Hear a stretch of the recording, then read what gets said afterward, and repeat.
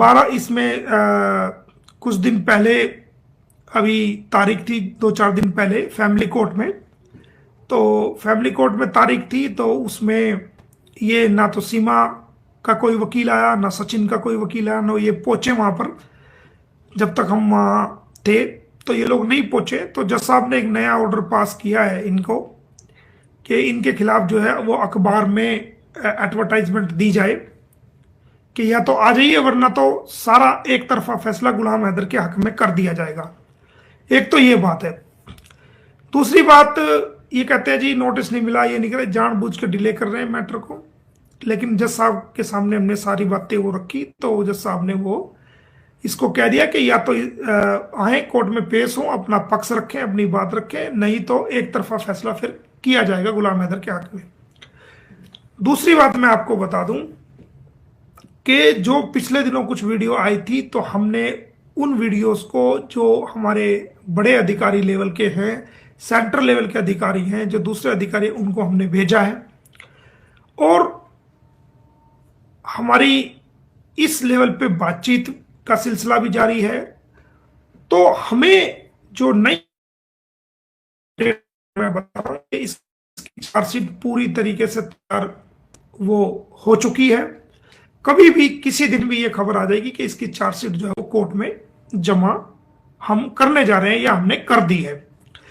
तो अगर चार्जशीट आ जाती है तो सारे द्वार, कानूनी द्वार खुल जाएंगे। इसको हमें जेल कराने में भी आसानी होगी, इन बच्चों को डिपोर्ट कराने में भी आसानी होगी, और वो तमाम अटकलें, जो कानूनी अटकलें हैं, वो तमाम अटकलें जो हैं पूरी हो जाएंगी। और इन बच्चों को हम, अगर गुलाम हैदर भारत में नहीं भी आया, तो इनको डिपोर्ट कराने में हमें बहुत बड़ी सुविधा। ये तो हुई इनके डिपोर्टेशन की बात और चार्जशीट की बात। तो चार्जशीट नंबर 1 तो ये कि चार्जशीट जो है वो ज्यादातर वो मुकम्मल हो चुकी है, सारे फैक्ट कंप्लीट हो चुके हैं उसमें। किसी दिन भी आपको ये खबर मिलेगी कि कोर्ट में चार्जशीट फाइल कर दी गई है और उसके तमाम फैक्ट जो हैं वो पूरे हो चुके हैं।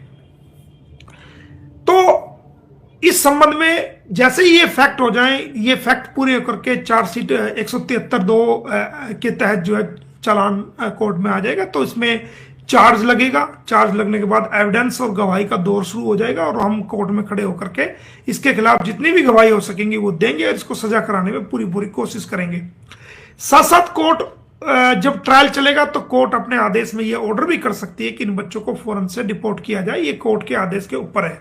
उसके अलावा एक दूसरा तरीका भी जो है, जो पोक्सको कोर्ट है, वो भी हम उसमें भी कोशिश कर रहे हैं कि उन बच्चों को कोर्ट में जो है बुलाया जाए और उनके बयान दर्ज किए जाए। तो पोस्को कोर्ट में भी हम बच्चों की गवाही दर्ज कराएंगे। आपको हम बता रहे हैं आज के फरीदाबाद कोर्ट में हम इन बच्चों को बुलाएंगे और इन बच्चों की गवाही दर्ज कराएंगे, और इनसे कोर्ट भी पूछेगी कि तुम्हारे साथ क्या रवैया है, क्या नहीं। इसको पढ़ा दिया जाएगा, हम मानते हैं, इन बच्चों को पहले से ट्रेन कर दिया जाएगा, पढ़ा दिया जाएगा, लेकिन वहां उसके साथ साथ हम जो साइकोलॉजिकल जो एक्सपर्ट होते हैं उनकी भी राय लेंगे, जो डॉक्टर्स हैं उनकी, और कराए जाएंगे तमाम बच्चों की, हम एविडेंस उस कोर्ट में कराएंगे। उसके अलावा जो बच्चों को बार बार टॉर्चर की जो खबरें आ रही थी, उसके लिए हमने ये कदम उठाया है कि हम बच्चों की गवाही को कोर्ट में कराएंगे, और उस बच्चों से पूछा जाएगा कि कैसे कैसे हरकतें होती है, कहाँ का हाथ लगा, वो सारी बातें हम कोर्ट में रखेंगे। उसके अलावा जो बल्लभगढ़ का जो वहाँ के जो SHOs हैं, उनकी गवाही वहां पर कराई जाएगी। उनसे भी हम पूछताछ करेंगे, ये कब पकड़ी गई, क्या इनका रिकॉर्ड है, वो सारी बातें कोर्ट में आकर के गवाही देंगे। रघुपुरा पुलिस को भी कोर्ट में बुलाया जाएगा और उनसे भी सारी गवाही की जाएगी। तो ये एक पोस्को कोर्ट की कार्रवाई चल रही है, और उस पर बहुत जल्दी जो तारीख आने वाली है, उसमें सम्मन्स भी 1-2 दिन में हम वो सम्मन्स भी करा देंगे, और वो कम्युनिटी पर लगाएंगे कि तमाम सम्मन्स वो जो कोर्ट में इन लोगों को बुलाएंगे, तमाम सम्मन्स आप लोग देख भी सकते हैं। तो ये चार्जशीट के सिलसिले से बात हो गई, जो पोस्को में ये हरकतें कर रहे थे उसके सिलसिले से बात होगी, और साथ साथ पोस्को कोर्ट ये आदेश भी दे सकती है कि इन बच्चों को फौरन से डिपोर्ट किया जाए, ये आ सकता है उसमें आदेश। और कस्टडी में लेने के आदेश तो इनके बहुत पहले हो चुके हैं। अब इन बच्चों को जो है वो एक कानूनी प्रक्रिया के तहत जल्दी इन बच्चों को अपनी कस्टडी में लेने का भी जो सिलसिला काफी टाइम से चल रहा था, वो सिरे चढ़ता नजर आ रहा है, और जल्दी ये बच्चे भी अपनी कस्टडी में लिए जाएंगे, और इनको अपनी सरकारी संरक्षण में इनको रखा जाएगा, जिस प्रकार से ये हरकतें सामने आ रही हैं। और जैसे इनको संरक्षण में रखा जाएगा तो इनकी डिपोर्टेशन की जो प्रक्रिया है वो बहुत जल्दी जो है वो शुरू हो जाएगी। तो अगर गुलाम हैदर भारत में आता है, जो उसकी वीजा की जो प्रोसेस में जो अड़चनें थी वो हमने नए सिरे से दोबारा फिर उनको दूर किया है। और वो डॉक्यूमेंट्स हम जल्दी ही जो फर्दर रिक्वायरमेंट के जो डॉक्यूमेंट्स थे वो डॉक्यूमेंट्स हम जल्दी उसको मंडे तक, उम्मीद करते हैं कि मंडे तक वो डॉक्यूमेंट्स हम पहुंचा देंगे और जो अड़चन थी वो दोबारा अड़चन वो खत्म कर कोशिश करेंगे। तो अच्छा है कि गुलाम हैदर को वीजा मिल जाए और वो भारत में आ जाए और अपने बच्चों से मुलाकात भी कर ले, बातचीत भी कर ले, और उनको डिपोर्टेशन की प्रक्रिया में जो उनको उनकी जरूरत पड़ेगी या उनकी जो जैसी भी उनकी लीगल रिक्वायरमेंट पड़ेगी वो उसको पूरा कर सके।